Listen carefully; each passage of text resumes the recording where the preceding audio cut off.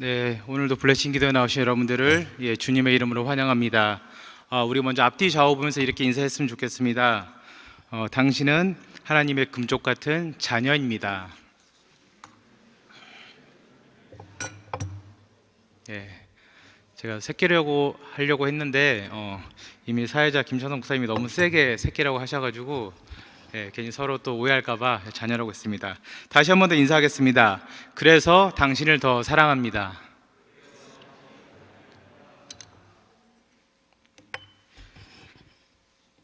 여러분 혹시 TV 자주 보십니까? TV? 요즘 드라마 뭐 보고 계십니까? 요즘 제가 드라마 그 시청률 한번 조사해 보니까 뭐 펜트하우스, 뭐 5호 상강 빌라 이런 거 많이 보시더라고요. 저도 이제 가끔 이제 뭐 이렇게 채널 바꾸면서 좀 보긴 했는데 그런 것도 많이 보시고 이와 더불어서 또 우리가 많이 보는 게 육아 프로그램을 많이 보는 것 같습니다. 옛날에는 뭐 슈퍼맨이 돌아왔다 이렇게 단순히 아이들에게 노는 거 이거 많이 봤는데 요즘은 정말 전문적인 그 육아 이렇게 조언을 해주는 어드바이징을 해주는 그런 프로그램을 많이 보는 것 같습니다. 그래서 오늘 설교 제목이 바로 금쪽 같은 내 새끼입니다. 그 프로그램의 이제 풀네임은 그냥 금쪽 같은 내 새끼가 아니라 요즘 육아 금쪽 같은 내 새끼입니다. 매주 금요일 밤 8시부터 이렇게 채널 A를 통해서 방영이 되고 있습니다. 지금 방영되고 있습니다. 여러분들 아마 본 방송을 한 번도 못 보셨을 것입니다. 아닌가요? 보셨나요? 네. 여기 금쪽 같은 내 새끼는 그 프로그램 의뢰인의 부부의 그 육아를 그 아이를 관찰하면서 이제 전문가가 틈틈이 그 아이의 행동이나 말을 이렇게 조언해주는 프로그램입니다. 관찰이 끝난 후에 모든 의뢰인 부부에게 그 자녀에 대해서 정말 그 전문가적인 견해를 해주는 것으로 아주 유명합니다. 그래서 그 이제 그 육아 처방을 거기서는 금쪽 처방이라고 부릅니다. 이 프로그램에는 두 가지 이제 특징이 있습니다. 하나는 뭐냐면 거기 출연하는 모든 아이들의 이름이 바로 금쪽이입니다. 금쪽이. 왜 그렇게 했나 한번 찾아보니까 예전에는 뭐 누구 이름을 다 이제 거의 다 실명을 썼다 그러더라고요. 근데 이제 그 프로그램이 끝난 후에도 이제 그 아이들이 소위 말하는 그 뭐 악성 댓글이나 혹은 이제 그 나쁜 이미지, 아이는 이제 많이 좀 좋아졌는데 그 나쁜 이미지가 계속 남아 있어서 아이들을 이제 보호하는 차원에서 모든 아이들의 이름을 통일해서 금쪽이라고 부르기도 했다고 합니다. 그래서 이 프로그램을 보다 보면은 우리가 그 아이 금쪽이에게 그 집중하기보다는 그 아이의 문제에 대해서 집중하게 되어 있습니다. 그리고 이 프로그램에 또 이제 두 번째 특징이 있는데 그것은 바로 육아 전문가로 나오는 오은영 박사입니다. 이분이 알고 보니까 뭐 학사, 석사, 박사까지 다 이렇게 정신의학을 공부한 의사라고 합니다. 아마 저를 포함한 대부분의 분들이 이분을 보면서 이제 뭐 그냥 의사가 아니라 심리 상담가 정도로만 아마 생각을 하셨을 것입니다. 근데 이 프로그램은 현재 여러 가지로 이제 인기를 끌고 있는데 그 중 하나가 이 그 박사님께서 나오셔서 이렇게 그 전문가적인 견해를 이제 같이 해주면서 정말 그 의사로서뿐만 아니라 상담가로서뿐만 아니라 정말 그 애정 어린 조언도 함께 해주기 때문입니다.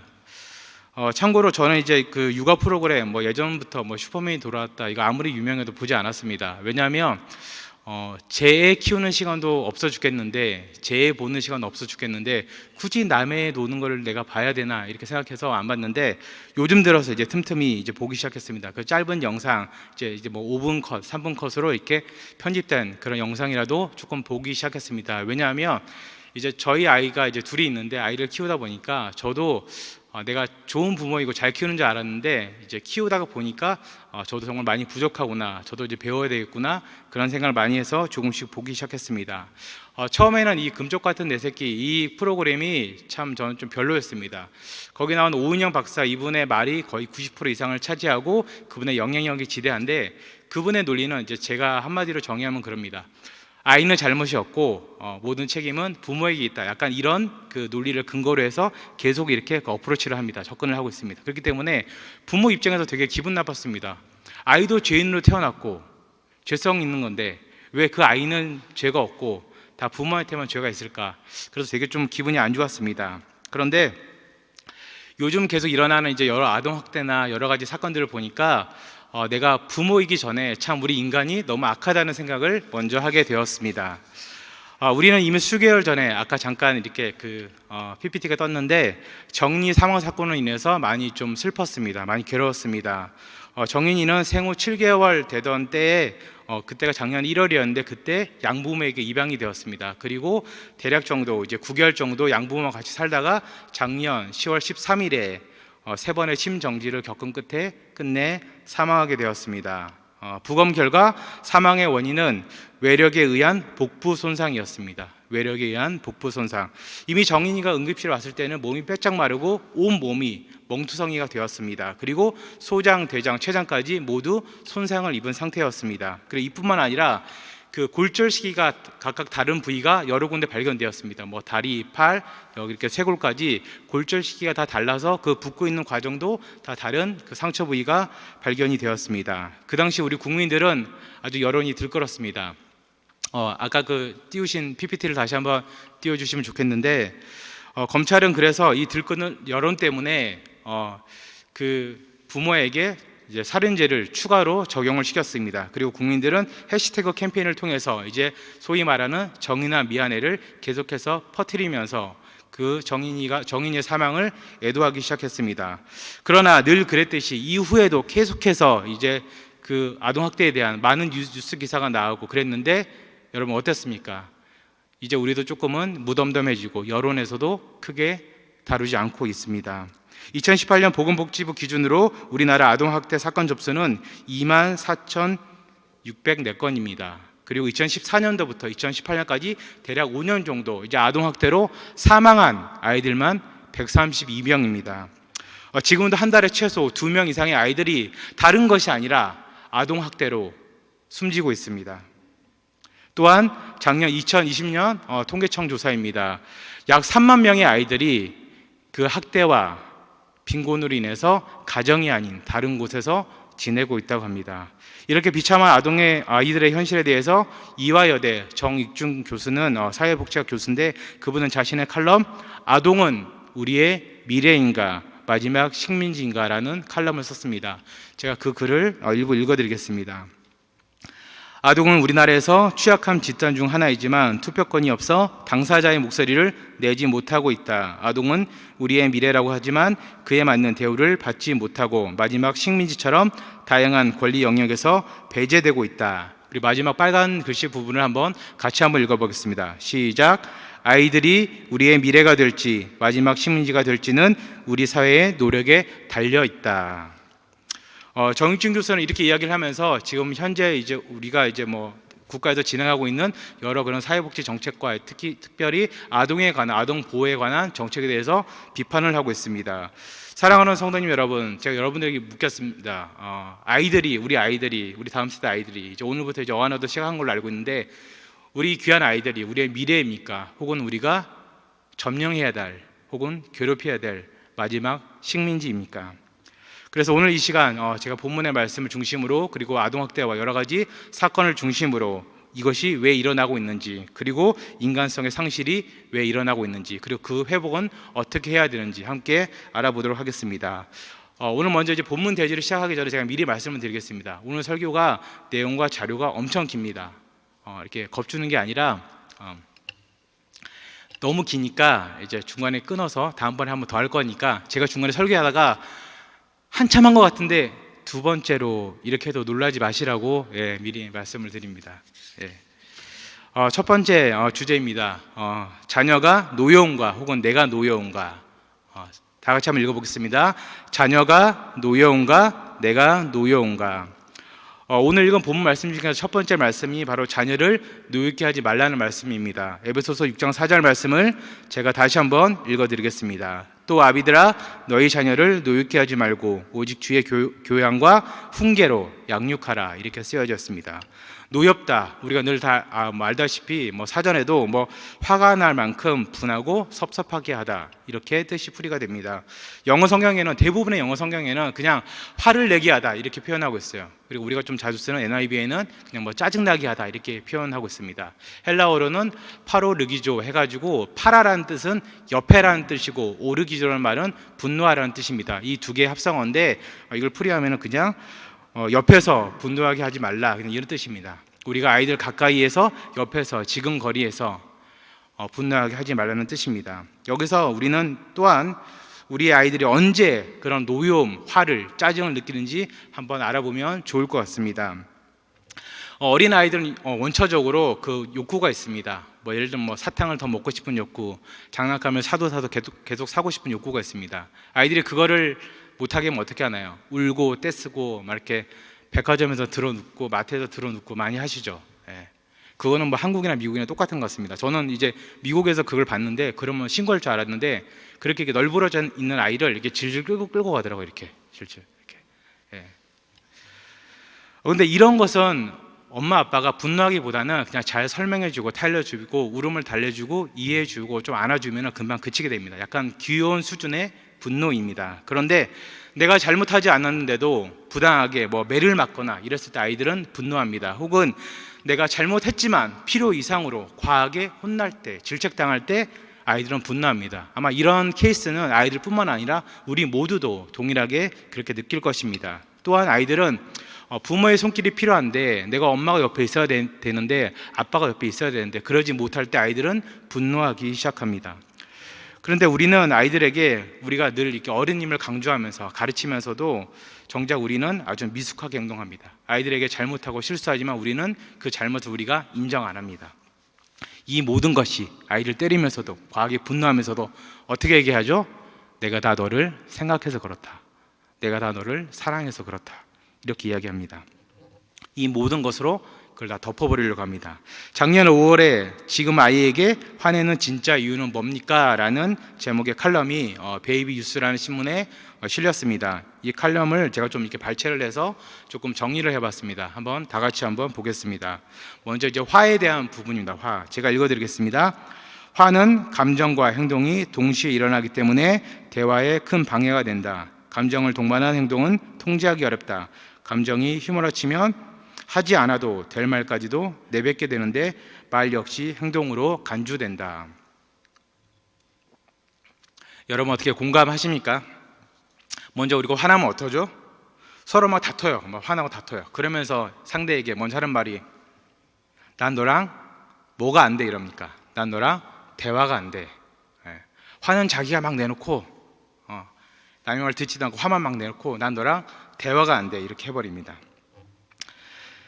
이런 존재가 바로 우리입니다. 그런 다음에 우리가 이제 화에 대해서 알아봤는데 또 하나 더 알아볼 것이 바로 감정에 대한 것입니다. 감정. 제가 읽어드리겠습니다. 그 다음 또 PPT 한번 넘겨주시면 좋은데 감정입니다. 감정은 내재한 것이고 생각을 움직이게 한다. 그리고 생각은 행동으로 드러난다. 감정이 생각으로 그리고 생각이 행동으로 옮겨가는 과정에 그 간격이 길어야 모두에게 필요한 말과 행동을 하게 된다. 그런데 감정이 우선시하게 되면 감정, 생각, 행동 사이 간격이 없어지고 동시다발적으로 일어나게 된다. 특히 화는 에너지가 매우 큰 감정이다. 에너지가 크기 때문에 뿜어내는 위력은 대단해서 순간적으로 행동이 과격하게 나올 수밖에 없다. 간략하게 설명드리자면 감정이 생각을 거치지 않고 내 감정이 내 생각을 거치지 않고 바로 훅 나와버리면 어떠죠? 아까 그 PPT의 사진처럼 쾅 깨버립니다. 이걸 좋게 표현하면 그냥 물불 안 가리고 저렇게 화를 내네 이렇게 얘기할 수도 있지만 우리가 잘 쓰는 용어 있죠. 뭐죠? 제 눈 뒤집혔네. 제 눈 뒤집혔네. 정말 눈이 뒤집히는 겁니다. 사람이 감정이 생각을 거치지 않고 바로 행동으로 나가버리면 그건 누구도 통제할 수 없고 그리고 그 파괴력은 무시무시합니다. 아까 제가 그 그림을 한 번 더 설명하려고 그러는데 두꺼운 유리를 주먹으로 깼는데 분명히 아플 거예요. 쓰라릴 거예요. 근데 분노가 차있으니까 이 주먹을 안 피고 있어요. 그게 어마어마한 힘입니다. 어마어마한 파워이고 그 분노가 극에 달해 있다는 것입니다. 그리고 또 하나 우리가 알아야 될 것은 왜 화를 내느냐에 관한 것입니다. 그 다음 이제 슬라이드 한번 보여주시면 좋겠습니다. 왜 화를 내느냐? 왜 화를 내나요? 아이가 말을 안 들어서 아니면 마음에 안 들어서 자신의 기질에 따라서 아이에게 요구하는 바가 근본적으로 다르다. 규칙을 중요하게 여기는 사람은 조금이라도 규칙에 어긋났을 때 세상이 어그러지고 삶이 헝클어지는 것 같은 두려움을 갖게 된다. 그래서 이것을 고수하는데 에너지를 많이 쏟는다. 사랑하는 성도님 여러분, 여러분들 아이들에게 왜 화를 내십니까? 혹은 남편이나 친구에게 아내에게, 연인에게 왜 화를 내십니까? 내 말을 안 들어서? 정말 그렇습니까? 혹은 내 마음이 안 들어서 그렇습니까? 인간은 각자 기질이 다르다고 합니다. 기질이. 아이와 배우자를 비롯한 상대에게 요구하는 바도 다 다릅니다. 아이나 배우자나 혹은 친구가 나와 기질이 같아서 내가 무슨 말을 해도 공감하고 다 이해하고 받아주고 서로 얘기가 되면 얼마나 좋겠습니까? 그러나 그런 경우는 거의 없습니다. 왜냐하면 하나님께서는 인간을 각기 다 다르게 만드셨기 때문입니다. 물론 이제 조금 이렇게 비슷한 면이 있는 사람들도 있어요. 근데 대부분은 다 다르게 하나님께서 아주 유니크하게 만드셨습니다. 그렇기 때문에 우리가 그런 걸 바라는 것 자체가 우리가 좀 과한 일입니다. 그리고 규칙을 중요시하는 부모는 아이가 단 1분이라도 그 지각하는 것을 용납을 못합니다. 집안이 조금만이라도 더러워지면 아이들에게 화를 냅니다. 이제 그런 집 있습니다. 신방을 갔는데 너무 깨끗해요. 이제 목사님 오신다고 쫙 치워놨어요. 저는 알죠. 저도 아이를 키우니까 이런 집이 분명히 아니었을 텐데, 이런 상태가 아니었을 텐데, 본인들에게도 낯선 이 깔끔한 모습을 왜 이렇게 했을까? 물론 너무 감사하지만 참 애쓰셨구나 이렇게 생각이 되었습니다. 근데 신방을 하고 있으면 이제 신방에 같이 참여하는 아이들이 있지만 너무 어린 아이들은 그러지 못해서 왔다 갔다 하고 뭘 떨어뜨리고 이렇게 합니다. 그리고 예배를 보다가 제가 말씀을 전하고 있으면 제가 긴장해요. 제가 내가 뭐 실수했나? 나 아이가 뭐 떨어뜨린 거예요. 아이가 또 뭐 이렇게 문을 닫다가 쾅 잘못 닫아요. 그럼 또 째려봐요. 그런 또 성향을 가진 분들이 또 계십니다. 우리 아이들은 이제 배워가는 것입니다. 20살이 되었다고 청년들이 되었다고 다 아는 것이 아니라, 그리고 저희 같은 성인들이 되었다고 작년이 되었다고 다 아는 것이 아니라 인간은 계속해서 배워가는 것입니다. 그런데 아이들이 뭘 알겠습니까? 배워가는 과정입니다. 배워가는 과정. 그리고 또 하나, 통제하는 것을 기본 기질로 가진 사람들이 있습니다. 통제하는 것을. 아이가 자신의 말을 듣지 않는다면 무시한다는 느낌을 강하게 받기 때문에 화를 냅니다. 예의를 중시하는 기질을 가진 사람들은 질서와 예의는 잘 지켜져야 한다는 것이 늘 무의식 중에 깔려 있어서 이런 것이 어긋나는 아이를 용서하기 어렵습니다. 혼자만의 시간이 필요한 사람들과 반대로 수다를 좀 떨어야 에너지가 회복되는 사람들도 이런 것을 보장받지 못하면 화를 내게 됩니다. 통제는 인간의 기본적인 욕구입니다. 권력욕, 누구를 이렇게 다스리려 하는 거, 인간의 기본적인 욕구입니다. 근데 누구나 누구를 통제하고 싶지만 내가 또 누군가로 통제받는 것은 되게 또 싫어합니다. 이는 부모 자식 관계, 친구 사이 뿐만 아니라 직장 내 상하 관계에서도 마찬가지입니다. 근데 그 통제, 특히 이제 직장에서 이 통제하는 것이 과해지면 그 이제 일종의 우리가 부르는 갑질이 되는 것입니다. 그리고 예의를 중시하는 기질은 동방예의지국인 우리나라에서는 아마 사람에 따라 정도의 차이는 있지만 다 누구나 가지고 있는 기질일 것입니다. 아이가 버릇없고 예의 없으면 가르쳐야 되지만 그러다가 필요 이상으로 우리가 아이들에게 화낼 필요는 전혀 없습니다. 그리고 혼자만의 시간이 필요한 사람들도 있습니다. 특별히 이제 그 밖에서 일하시는 이제 아버지들, 물론 요즘은 이제 그 여성분들 많이 일을 하시지만 늦게까지 일하고 와서 잠깐이라도 집에서 좀 쉬고 싶고 조용히 있고 싶은데 아이들이 조금이라도 뿌시럭거리면 어떠죠? 화를 냅니다. 그래서 저는 그래서 준비한 게 있습니다. 귀마개를 안방에 하나, 제가 이제 설교 준비를 하는 방에 하나 항상 늘 준비를 하고 있습니다. 저도 화 많이 냈습니다. 아이들 뿌시럭거리고 그러면. 그리고 또 뭐가 있습니까?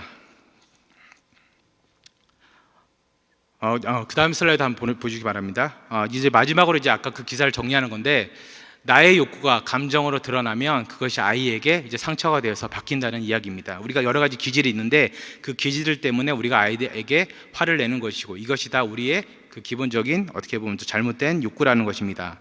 사람은 모두 자기만의 감정 색깔이 있다. 이 색깔들을 잘 찾다 보면 우리는 생각을 통제할 수 있다.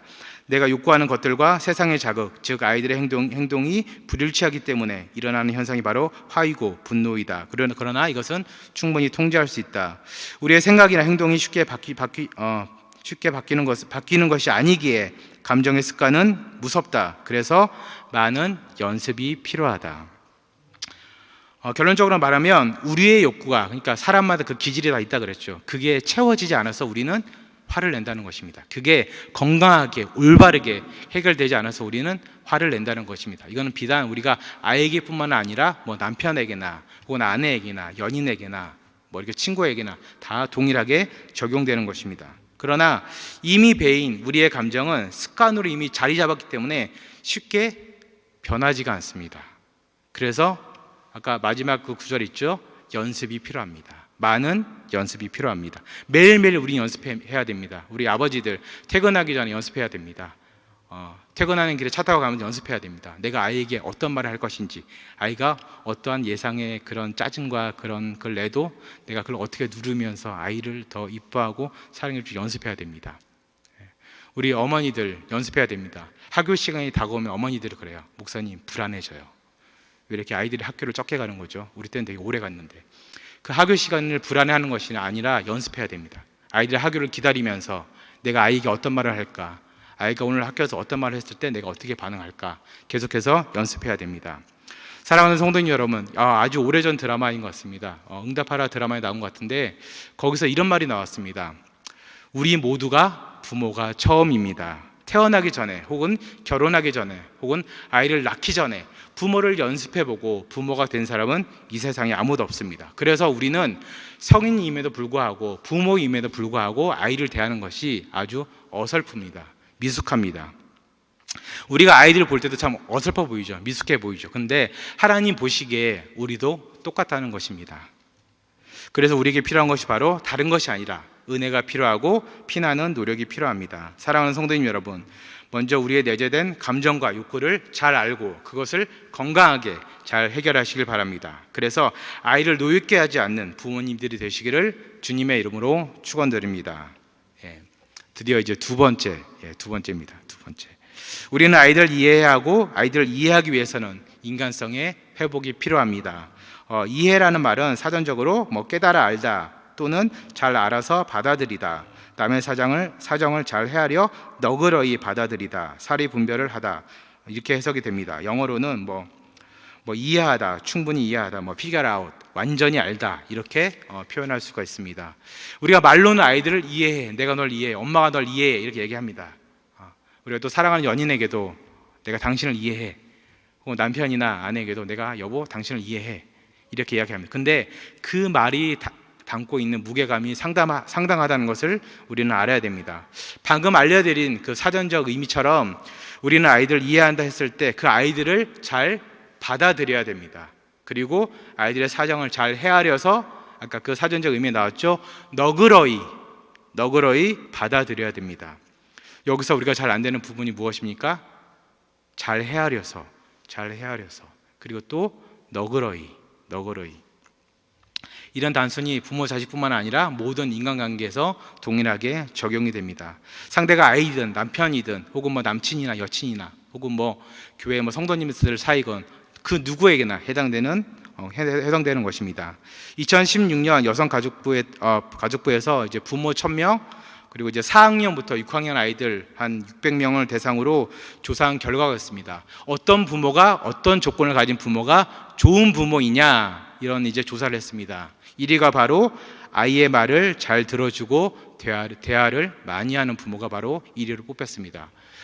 이 문장에 부모님들의 46%가 동의했고 그리고 우리 아이들의 23% 이상이 동의를 했습니다.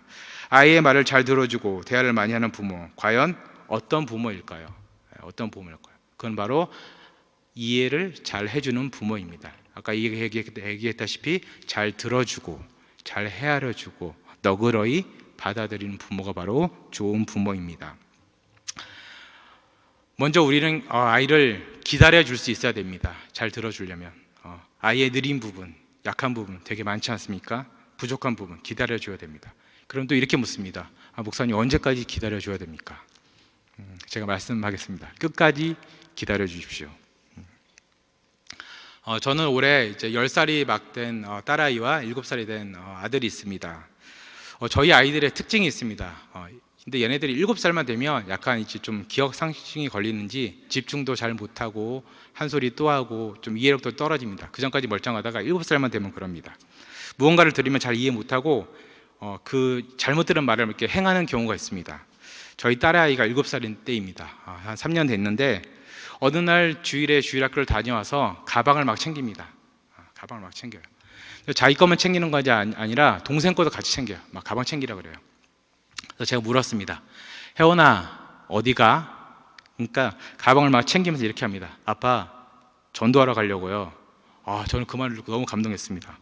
교회에서 오늘 전도에 대해서 배웠구나. 그리고 역시 목사 딸이어서 그런지 바로 실천하는구나.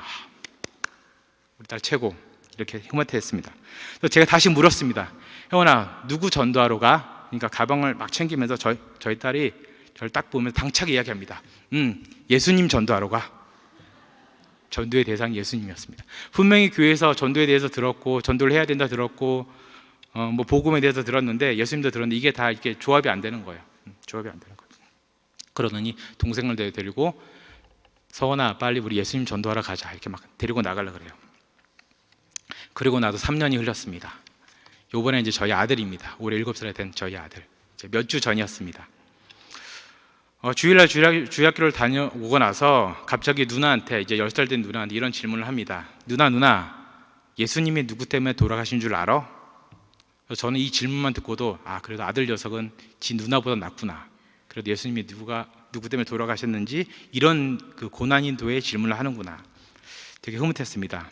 동생이 그렇게 묻자 과거에 예수님을 전도하러 간다던 저희 딸이 드디어 회심을 하고 복음을 알고 자신 있게 대답합니다. 응, 알지. 예수님은 우리 때문에 돌아가셨어. 저는 너무 감격했습니다. 드디어 우리 딸이 복음을 알았구나. 3년 걸렸구나. 그런데 갑자기 분위기가 싸해졌습니다. 저희 아들이 그 소리를 듣더니 갑자기 막 이렇게 막 화를 내요. 지 화를 못 이겨서 울분을 터뜨리려고 그래요. 요즘 저희 아이들 특징이 약간 이제 자기 표현이 잘 안 되고 자기가 옳다고 생각하는 게 있는데 그게 납득이 안 되면 막 이렇게 울분부터 터뜨립니다. 그래서 막 그렇게 하길래 또 불안했습니다. 아들이 울분을 터뜨리면서 이렇게 막 누나한테 소리 지릅니다. 아니야. 예수님 우리 때문에 안 돌아가셨어. 그러니까 누나가 아니야, 우리 때문에 돌아가셨어. 그럼 누구 때문에 돌아가신 거야? 그러니까 저희 아들이 당차게 얘기합니다. 예수님은 성령님 때문에 돌아가셨어. 분명히 교회에서 성령님도 듣고 예수님도 듣고 복음도 듣고 십자가도 들었는데 이게 조합이 안 되는 거예요. 조합이. 그리고 계속 싸웁니다. 우리 때문이야, 성령님 때문이야. 계속 싸웁니다. 저는 옆에서 보면서 예수님 때문인지 뭐 성령님 때문인지 누구 때문인지 모르겠지만 결국은 이제 사건이 종결됐습니다. 그렇게 참은 또 저희 또 딸아이가 동생 시끄럽고 밉다면서 울면서 그 사건이 이제 종결이 되었습니다. 아이들의 얘기, 아이들이 잘 이해를 못하는 거 우리가 기다려줘야 됩니다. 아직까지 어린 아이들 좋을 때도 있고 나쁠 때도 있고 생각이 왔다 갔다 할 때도 있고 별거 아닌데 잘못 알아들어놓고 그 주장을 펼 때도 있습니다. 근데 그 모든 것을 다 아는 우리 부모들은 가르치기보다는 우선은 기다려줘야 됩니다. 들어줘야 됩니다. 왜 얘가 이런 주장을 하는지, 불과 3년 전에 자기가 똑같은 일을 해놓고 못 기다려준 그 누나처럼 하지 말고 우리들은 기다려줘야 됩니다. 부모인 우리는 지금 다 어른 같지만 우리도 그 7살의 과정을 거쳤습니다. 12살의 과정을 거쳤고 19살의 과정을 거쳤습니다. 그리고 지금 여기 앉아있는 우리 청년들의 과정을 동일하게 거쳤습니다. 우리도 미흡했고 이해력이 떨어졌습니다. 우리도 분별력이 없습니다. 모든 것이 처음이었기에 모든 것에 어설프고 낯설었던 것이 바로 여기 앉은 우리들의 얼마 전 모습이었습니다. 사랑하는 성도님 여러분, 지금 우리 아이들이 그런 상태를 겪고 있습니다. 우리 청년들이 그런 상태를 겪고 있습니다. 역지사지라는 말 여러분 아시죠? 역지사지. 입장이나 처지를 바꿔서 생각해 보라는 뜻입니다. 그러면 우리가 그 사람의 말을 잘 알 수 있다는 것입니다. 그 뜻을 잘 알 수 있다는 것입니다. 이 역지사지가 영어로 뭘까? 저도 이제 뭐 여기 오래 살았지만 뭐 제가 아주 어려서부터 간 게 아니기 때문에 이 말은 잘 몰랐어요. 근데 찾아보니까 이렇게 써 있어요. Be in someone's shoes. 내가 누군가의 신발을 신어보면 안다는 거예요. 신발이 여러분 아시죠? 같은 뭐 사이즈여도 그 사람의 발 볼 넓이나 뭐 이거에 따라서 다 그 사람이 신었던 신발을 바꿔 신으면 다 느낌이 다 다른 거. 내가 다른 사람의 신발을 한번 신어보면 그 사람의 그 마음을, 그 상태를 안다는 것입니다. 우리가 아이 입장에서, 우리의 아내 입장에서, 남편의 입장에서, 혹은 남자친구, 여자친구 입장에서, 내 친구 입장에서, 선배 입장에서, 후배 입장에서, 같은 목원 식구들의 입장에서 한번 생각해 보면은 우리가 조금은 그 마음을 헤아릴 수 있다는 것입니다. 요즘 뉴스 가운데 아동학대 못지않게 많이 나온 뉴스가 바로 저기 이제 그 슬라이드에 있는 학교 폭력에 관한 뉴스입니다. 이다영, 이재영, 쌍둥이 백업 선수로 시작된 학교 폭력의 뉴스가 지금 계속해서 오늘까지 끊이지 않고 나오고 있습니다. 수많은 피해자들이 자신의 아픈 과거를 이야기하면서 이것이 점점 이제 미투처럼 계속해서 번져 나가고 있습니다.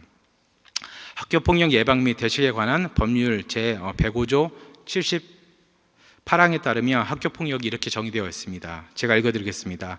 학교 내외에서 학생을 대상으로 발생한 상해, 폭행, 감금, 협박, 약취, 유인, 명예훼손, 모욕, 공갈, 강요, 강제적인 심부름 및 성폭력, 따돌림, 사이버 따돌림, 정보통신망을 이용한 음란, 폭력 정보 등에 의하여 신체, 정신 또는 재산상의 피해를 수반하는 행위를 말한다.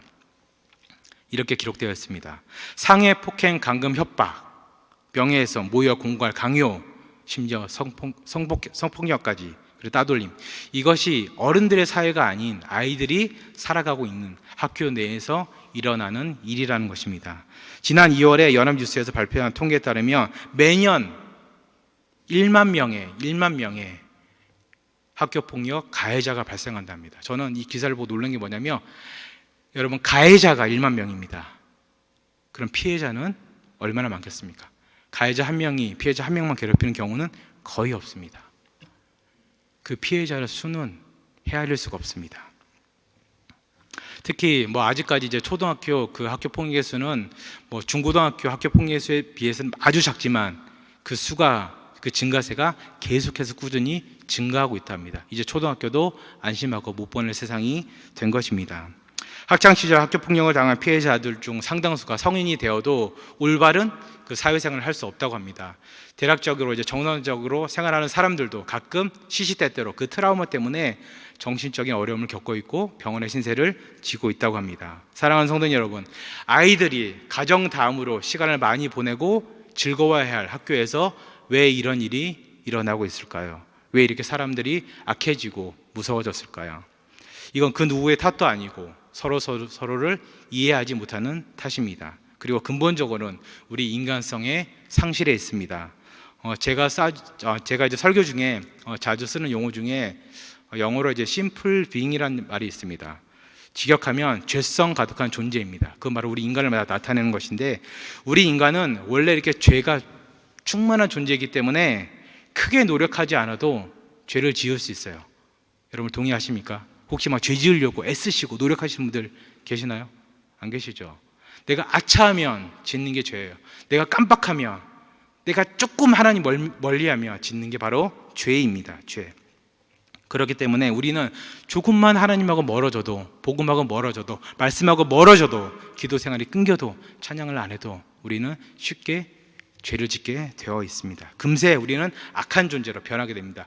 우리가 하나님의 형상으로 만들었다고 하지만 우리는 금방 악한 존재로 변모할 수 있는 존재라는 것입니다. 인간의 악함은 단순히 교육을 받았냐 안 받았냐 그걸로 가늠되지 않습니다. 교회 안에서 신앙생활을 얼마나 했냐, 양육훈련을 했냐, 교회를 얼마나 다녔냐, 직분이 있냐 없냐, 이걸로 가늠되지도 않습니다. 인간의 악함은 인간성이 회복되었냐, 더 나아가서 거듭났느냐에 따라서 달라지게 됩니다. 그래서 이 악함을 떨쳐버리는 유일한 방법은, 우리 한번 다 같이 한번 가슴에 손을 얹고 따라하면 좋겠습니다. 내가 인간성을 회복해야 된다. 여기서 말하는 인간성은 인본주의적인 인간성이 아니에요. 신학적인 인간성을 얘기합니다. 신학적 인간성. 하나님께서 인간을 만드실 때 처음부터 악하게, 못되게, 사악하게 만들지 않으셨습니다. 다 같이 창세기 1장 27절 상반절 말씀을 우리 세번역 버전으로 한번 읽어보겠습니다. 시작. 하나님이 곧 사람을 창조하셨다. 아멘. 하나님이 형상대로 사람을 창조하셨고, 하나님이 형상대로 사람을 창조하셨다고 계속해서 창세기는 이야기하고 있습니다. 인간이 하나님의 형상대로 창조되었다는 것은 무슨 말이냐면 하나님 닮게 창조되었다는 것입니다. 하나님 닮게. 단지 그 외형을 닮은 것이 아니라, 그 겉모습을 닮은 것이 아니라 그 하나님의 거룩하심과 선하심과 사랑하심을 닮았다는 것입니다. 그 따뜻한 마음을, 영혼을 생각하는 따뜻한 마음을 닮았다는 것입니다. 그래서 신학적 의미에서 예수님을 믿던 믿지 않던 인간성의 회복은 아주 중요한 이슈입니다. 그럼 또 이렇게 말하는 분들이 있습니다. 목사님, 그러면 예수님 믿지도 않는데 착한 사람들은 뭐예요? 도덕적으로 괜찮은 사람들, 성품이 좋은 분들은 어떻게 설명할 수 있나요? 이렇게 또 묻습니다. 저는 이렇게 대답합니다. 세상에서 말하는 그 고귀한 가치인 도덕 혹은 좋은 성품, 이것은 그 사람의 노력으로 된 것이 아니라 거룩한 하나님의 성품이 반영된 것입니다. 인간은 결코 스스로가 수양하고 교육하고 공부해서 나아질 수 없는 존재입니다. 여러분도 알다시피 인간은 이제 그 본능적으로 모방 심리가 아주 강합니다. 이건 뭐 아이나 어른이나 똑같습니다. 그래서 이제 부모가 잘하는 것도 아이가 따라하지만 못하는 것도 아이가 쉽게 따라합니다. 인간과의 관계에서 마찬가지입니다. 그래서 이제 뭐 유유상종 이런 말도 있는데, 내 옆에 누가 있냐 되게 중요합니다. 내가 어떤 매체를 많이 보고 어떤 글을 읽냐 되게 중요합니다. 그게 좋은 거면 상관이 없는데 나쁜 거라면, 나쁜 사람이라면 그것은 우리가 그걸 통해서 거기에 물들어서 사회적인 문제도 일으키고, 그리고 더 나아가서는 신앙적인 문제도 우리는 일으키게 됩니다. 제가 서두에서 이제 잠깐 이제 오프닝하면서 말씀드린 그 드라마가 있는데 펜트하우스라는 드라마입니다. 펜트하우스. 여러분, 이 드라마의 세 가지 키워드가 뭔지 아십니까? 그다음에 저기 이제 하나 이제 힌트가 주어졌는데 바로 자식, 욕망, 부동산입니다. 헤라펠레스라 불리는 부동산입니다. 이 드라마의 전체적인 주제는 자식을 지키기 위해 악녀가 될 수밖에 없었던 여자들의 일그러진 욕망과 부동산 성공에 관한 이야기를 담고 있습니다. 그리고 그 과정에서 일어나는 끔찍한 일들을 담고 있습니다. 저는 이 드라마가 우리 인간의 숨겨진 죄성을 아주 잘 반영했다고 생각합니다. 그리고 우리의 죄성이 이 드라마 주인공들보다, 여기 나오는 이 악녀들보다 더하면 더했지 절대로 덜하지는 않다고 생각이 듭니다. 사랑하는 성도님 여러분, 우리가 더 이상 악해지지 않고 우리 아이들을 잘 키우려면, 이 세상을 잘 살아가려면 우리는 속히 하나님의 형상이 내재되어 있는 우리 인간성의 회복이 일어나야 됩니다. 그래서 창세기에서 하나님께서 말씀하신 천지 만물을 만들면서 하나님께서 늘 말씀하신 좋았더라, 심히 좋았더라, 그 토부의 상태가 우리는 회복이 되어야 됩니다. 그래서 우리는 어떻게 하면 우리의 망가진 그리고 어그러진 그 인간성의 회복을 할 수 있을지 다시 한번 더 고민하면 좋겠습니다.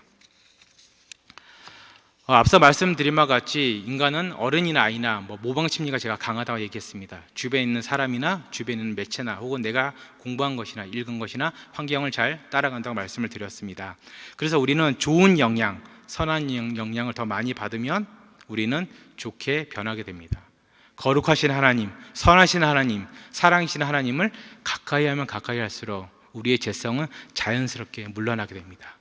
물론 내가 회개하고 뉘우치고 회심하고 중요합니다. 그것도 떨쳐버리려고 애를 쓰면서 기도하면서 몸부림치면서 더욱더 하나님을 더 가까이 하려고, 그 거룩함을 더 가까이 하려고 애쓰고 노력해야 됩니다. 그리고 또 하나, 우리가 하나님을 가까이 해야 되는 이유는 우리는 영적인 존재이기 때문입니다. 동물은 교육으로, 훈련으로 충분히 바꿀 수가 있습니다. 그러나 인간은 어느 정도까지는 되지만 그 이상은 절대로 안 됩니다. 왜냐하면 인간은 영적인 존재이기 때문입니다. 그렇기 때문에 영이신 하나님이, 그 영을 중환하시는 하나님께서만 우리 인간을 변화시킬 수가 있습니다. 부부 상담을 하다 보면은 여집사님들이나 권사님들이 이런 말을 많이 합니다. 목사님, 우리 남편은 이건 되게 좋게 표현한 건데 가끔 이렇게 얘기하는 분도 있습니다. 목사님, 저 인간은 성령님도 못 고쳐요, 이런 말을 합니다. 여러분, 성령님도 변화시키지 못하는 분은 없습니다. 그저 아직 변화되지 않고 있을 뿐입니다. 현재 우리 교회에서는 정말 다양한 신앙 프로그램과 예배가 진행되고 있습니다. 성경 1만독 릴레이, 그리고 찬송 완창, 333 기도회, 그리고 담임 목사님과 함께하는 오늘의 기도, 그리고 가정 예배, 교사 대학, 그리고 주일 예배, 매일매일의 새벽 예배, 그리고 수요 예배, 그리고 오늘 같은 블레싱 기도회. 정말 핑계 대지 못할 만큼, 목사님 제가 신앙생활 원동력이 없어요, 이렇게 핑계 대지 못할 만큼 여러 가지 프로그램과 예배가 진행되고 있습니다. 여러분, 이것을 잘 활용하시기 바랍니다. 그리고 아울러서 이게 시간이 안 되면 여러분들 개인의 경건 생활이라도 잘 활용하시기 바랍니다. 그래서 뭐가 되었던 우리가 신앙에 점점 더 매진해서 하나님을 닮은 우리의 인간성을 회복하시는 여러분들이 되시기를 주님의 이름으로 축원드립니다.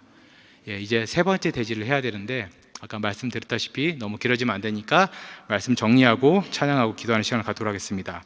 오늘 우리는 말씀을 통해서 우리 사회 가운데 만연한 아동학대와 학교폭력에 대해서 알아보았습니다. 그리고 거기에 기인한 우리의 죄성과 인간성 상실에 대해서도 알아보았습니다. 사랑하는 우리 아이들이 부모나 어른의 잘못된 욕구로 인해서 계속해서 고통받고 있습니다. 하나님의 형상을 닮은 인간성을 상실한 어른들 때문에 우리 아이들이 고통당하고 있습니다. 또래 친구들에게 학교 폭력으로 시달리고 있습니다. 부모인 우리가, 어른인 우리가 아이들을 가장 먼저 사랑하려면은 우리 안에 잘못된 욕구인 그 화를, 그 분노를 건강하게 해결해야 됩니다. 그리고 우리 안에 하나님을 닮은 인간성이 상실되었음을 자각하고 다시금 그 인간성 회복을 위해서 하나님께 더욱더 가까이 가야 됩니다. 사랑하는 성도님 여러분, 그리고 우리 여기 모인 청년들, 아무쪼록 하나님을 더 가까이 하심으로 하나님을 닮은 인간성을 잘 회복하셔서 우리 아이들을 제대로 사랑하시는 여러분들이 되시기 축원합니다. 그리고 우리 청년들 지금부터 많이 연습하세요. 많이. 여러분들 지금 뭐 결혼, 아이 낳는 거 남의 얘기 같죠? 저도 그랬어요. 금방이에요. 싱글인 시절 마음껏 즐기면서 재밌게 보내면서 지금부터 많이 연습하셔서 여러분들이 정말 미래에 좋은 가정을 꾸리시고 좋은 아빠, 좋은 엄마, 그리고 좋은 남편, 좋은 아내가 되시기를 주님의 이름으로 축원드립니다. 우리 다 같이 찬양 한 곡 부르면 좋겠습니다. 보라 너희는 두려워 말고라는 찬양인데 제가 이 찬양을 택한 이유는 우리는 우리의 죄악된 현실을 직면했을 때 이렇게 생각합니다. 이미 엎질러진 물이니까, 내가 이미 지어버린 죄니까 뭐 어쩔 수 없이 난 이렇게 살아야지, 난 이런 인간이야, 그냥 난 이런 못된 엄마 아빠야, 난 이런 못된 남편이야, 아니야, 이렇게 생각할 수 있습니다. 그러나 우리는 하나님의 능력으로, 그 구원하심으로 우리는 변화될 수 있습니다. 그 은혜로 변화될 수 있습니다. 그 믿음을 고백하는 마음으로 다 같이 찬양하도록 하겠습니다.